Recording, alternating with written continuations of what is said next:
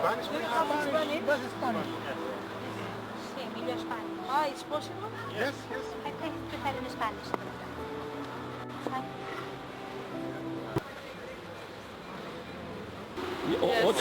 Hoćeš prihvatiti islam? Hoćeš prihvatiti islam? Ali ako sa srcem, Fadil hoće, evo gledaj.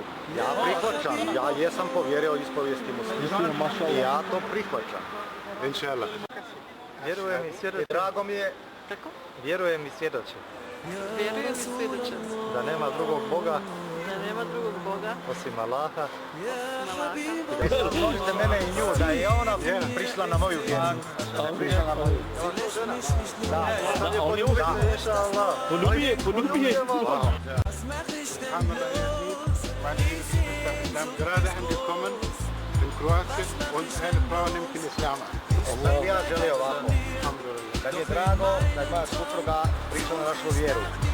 Ime toga Allaha želio svi vas da povedem, a to jest na jedan ručak da možemo sjeti i malo proslaviti. Wa alaikum salam.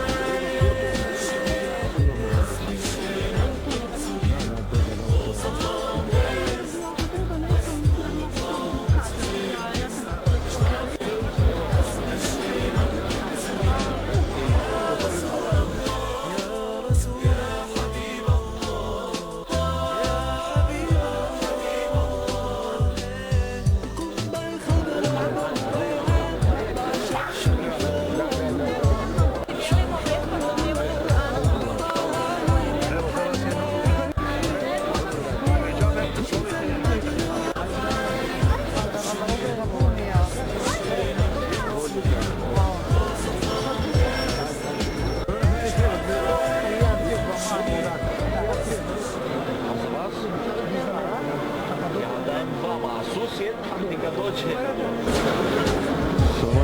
Wa alaikum salam.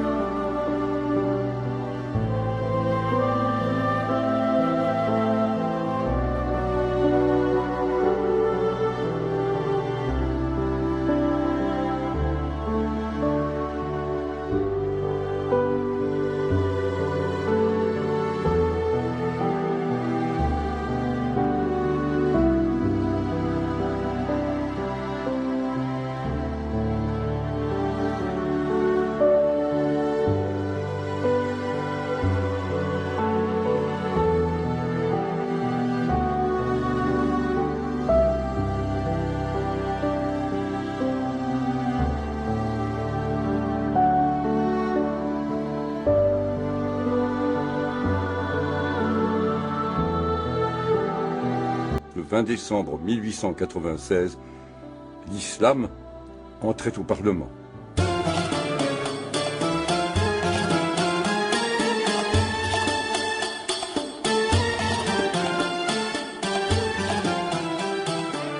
La France de 1896 n'en avait pas conscience, mais elle était devenue une puissance musulmane importante. En Algérie, dans les protectorats du Maroc et de la Tunisie, en Afrique noire, à Djibouti, aux Comores, et jusque dans le comptoir indien de Chandernagor, plusieurs millions de musulmans vivaient sous le drapeau français. Et moi, j'avais de grandes réformes à proposer. Le seul qui m'ait compris, c'était Jaurès. Il s'est réjoui publiquement que les musulmans de l'Empire aient enfin leurs représentants au Parlement. Oui, moi, Philippe Grenier, député de Pontarlier, je parlais au nom de l'Algérie, de l'Afrique, de tous mes coreligionnaires. Mon projet, la naturalisation de tous les indigènes, la citoyenneté française pleine et entière jusqu'au milieu du Sahara. Comment y parvenir? Par l'instruction. C'est la clé de tout. L'instruction seule éteint le feu du fanatisme et de l'intolérance. Je voulais faire venir de jeunes musulmans à Paris pour les instruire dans les principes de la République. Je suis pour un islam progressiste, moi. Ma politique, c'est le Coran, plus Jules Ferry. Nous avions tout à gagner. L'Allemagne était 2 fois plus peuplée que la France. Pour tenir, il fallait faire appel au peuple d'outre-mer, défendre la métropole elle-même par ses troupes venues d'Afrique. Opposer à l'Allemagne une splendide cavalerie arabe que rien n'aurait arrêté. Je l'ai dit à la tribune. Ces indigènes qui croupissent dans la misère, ne seraient-ils pas heureux de défendre nos frontières et de partager leurs repas avec nos troupiers? Amenons-les à nous, au lieu de les dépouiller de leurs terres. J'ai dénoncé les agissements des administrateurs en Algérie qui spoliaient les détenteurs du sol au profit des grandes compagnies de colonisation. En procédant de la sorte, on crée une armée de malheureux qui, un jour, compromettra la sécurité de notre plus belle colonie. Mais ce n'était pas un grand mamamouchi enturbané, fut-il élu de la nation, qui allait remettre en chez la guerre entre Algériens et Français. Allah ne l'a pas voulu ainsi. Mes électeurs n'étaient pas très contents. Ils grognaient. Nous ne vous avons pas élus pour représenter les musulmans. J'écris aux grands de ce monde, aux administrateurs coloniaux. Tolstoï m'a répondu. Ils souhaitent, comme moi, la fusion des grands monothéismes en une religion de la paix.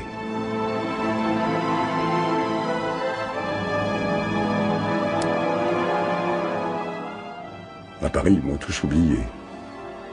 La guerre de 14, pourtant, m'a donné raison sur la menace allemande, sur les fils de fer barbelés, l'intérêt des troupes coloniales.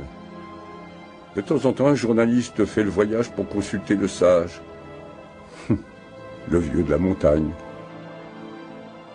En 1925, ils sont venus me chercher pour que j'assiste à l'inauguration de la mosquée de Paris.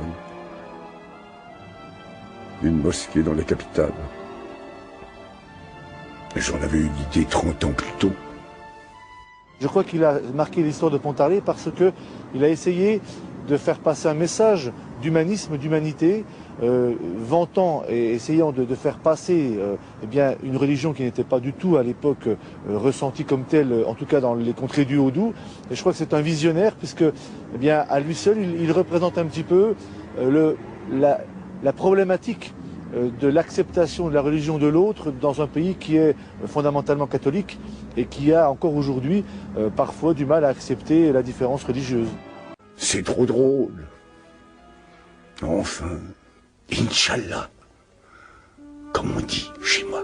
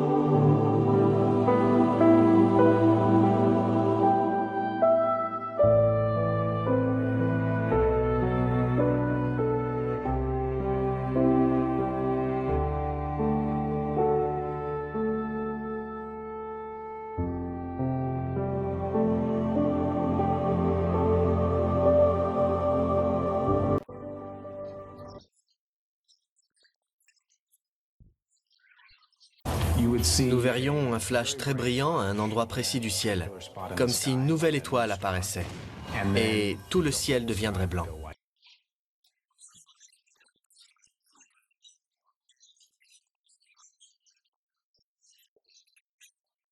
Si un sursaut gamma se produisait dans notre galaxie, nous aurions une lumière spectaculaire dans le ciel. Un intense rayonnement remplit le ciel pendant que les rayons gamma déchirent l'atmosphère. La première chose que les gens verraient, que ce soit au milieu de la nuit ou du jour, c'est que nous aurions un nouveau soleil dans le ciel. Ce serait la première indication que quelque chose ne va pas. On verrait des rayonnements très intenses et assez brefs, parce que ces événements se produisent rapidement, et ils nous rendraient sûrement aveugles.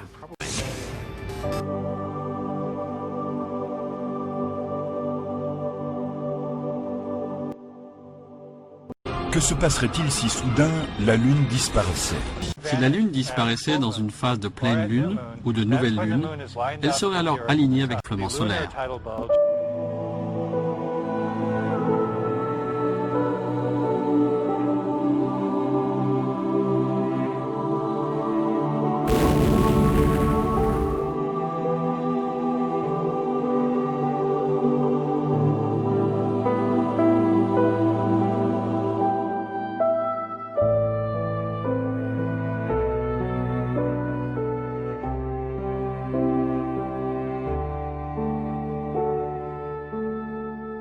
Des scientifiques font usage du réflecteur laser depuis une trentaine d'années pour calculer régulièrement la distance entre la Terre et la Lune.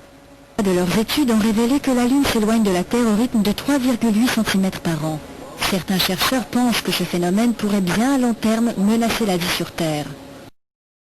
Le professeur Jacques Lascar réalise des simulations informatiques pour déterminer l'influence de la Lune sur le degré d'inclinaison de la Terre par rapport à son axe. Donc je vous ai dit que sans la Lune, l'axe de la Terre n'est pas du tout stable, donc ça veut dire aussi que sans la Lune, on ne serait sans doute pas là. Donc notre existence est directement liée à l'existence de cette Lune, ce qui amène à accepter pour la formation de la Lune des scénarios qui peuvent être assez improbables. Alors il vaudrait mieux ne pas perdre la Lune, parce que l'une des raisons, c'est parce que la Lune, avec ses caractéristiques de taille, de masse, de distance, etc., a permis de stabiliser notamment l'axe de rotation de la Terre. L'axe de la Terre ne peut pas basculer, ça a été montré par des calculs très complexes, grâce à la présence de la Lune. Donc ça permet finalement de stabiliser à long terme une sorte d'équilibre, si vous voulez, non seulement gravitationnel de la Terre, mais du coup également un certain équilibre climatique. Donc première influence bénéfique de la Lune. Deuxième influence, on pense davantage cette fois-ci aux vivants, c'est les marées. Les marées que la Lune exerce depuis le début sur les océans, ça fait quoi? Ça agite les masses océaniques. Mais à force d'être brassé par les marées dû à la Lune, eh bien un jour, et grâce à ce brassage en partie, ça a aidé à ce que la vie se développe, se répande un peu partout dans l'océan, puis après un jour éventuellement commence à peupler, à sortir de l'eau et à peupler les continents. Donc, on voit finalement l'influence extrêmement importante et bénéfique de la Lune. Alors il ne faut pas oublier quand même que la Lune s'éloigne progressivement de la Terre. Alors le mouvement il est très lent, il se mesure, je crois que c'est de l'ordre de quelques millimètres par an seulement. C'est mesuré très précisément avec une expérience. C'est un tir laser que l'on fait sur la Lune. On mesure le temps d'aller-retour et on voit que ce temps augmente très légèrement chaque année. Donc on le mesure en quelques centimètres d'éloignement. Et pourquoi la Lune s'éloigne de la Terre? Ben justement on le voit à cause des marées. Les marées dissipent l'énergie du couple, l'énergie orbitale du couple Terre-Lune. Et donc la Lune s'éloigne peu à peu de la Terre. Un jour très lointain, la Lune sera beaucoup plus loin, les marées deviendront négligeables, il n'y aura plus d'éclipse totale de Soleil. Souvenons-nous d'une éclipse totale de Soleil, c'est la conjonction qui fait que la Lune et le Soleil dans le ciel ont le même diamètre apparent, alors qu'elles sont à des distances très différentes, elles ont des tailles très différentes, et les deux se compensent exactement, ce qui fait qu'actuellement, pour l'humanité d'aujourd'hui, on peut avoir de belles éclipses totales de Soleil.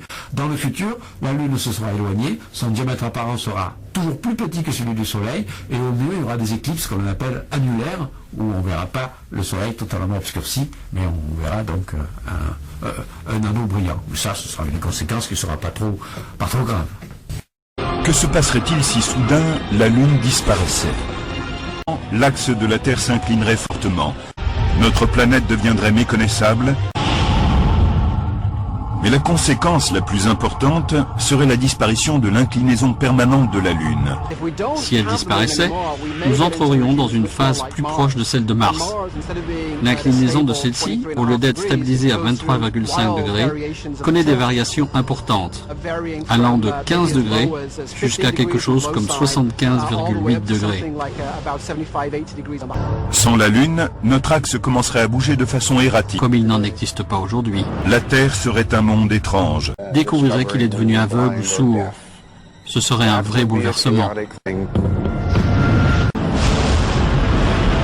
La Terre, le cœur en fusion, plus grand, a besoin de plus de temps pour refroidir. La chaleur est accrue et crée des fissures dans la fine croûte terrestre.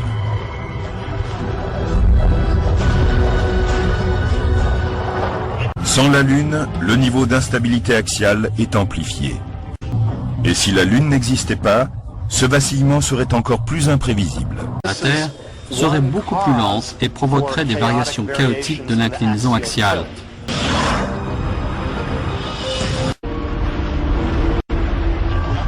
Tout cela semble décrire un monde brut et trop rude pour abriter la vie humaine.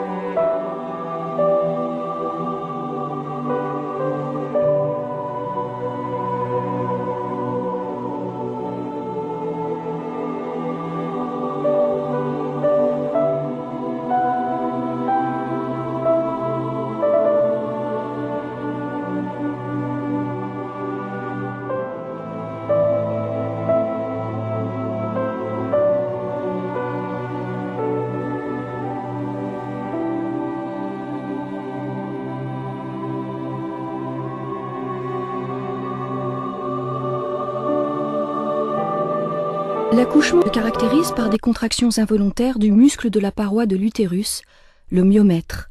Lorsque les contractions sont précoces et trop fréquentes, elles se révèlent dangereuses. En précipitant l'ouverture du col de l'utérus, elles peuvent provoquer un accouchement prématuré.